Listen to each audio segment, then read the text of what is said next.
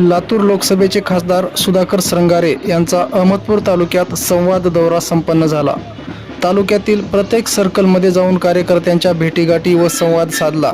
या संवाद दौऱ्यात भाजपा जिल्हाध्यक्ष दिलीपराव देशमुख, माजी आमदार बुरहान खंदाडे, त्याचबरोबर प्रदेश प्रवक्ते गणेश हक्के, ॲडव्होकेट भारत चामे, तालुकाध्यक्ष प्रताप पाटील, रामानंद मुंडे, डॉक्टर सिद्धार्थ कुमार सूर्यवंशी आदी पदाधिकाऱ्यांसह घटक पक्षाचे आमदार बाबासाहेब पाटील, शिवानंद हेंगणे आदी कार्यकर्ते या संवाद दौऱ्यात सामील झाले होते।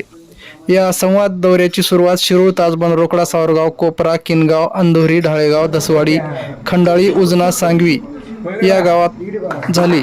गावातील कार्यकर्त्यांनी खासदार सुधाकर श्रंगारे यांचे स्वागत केले।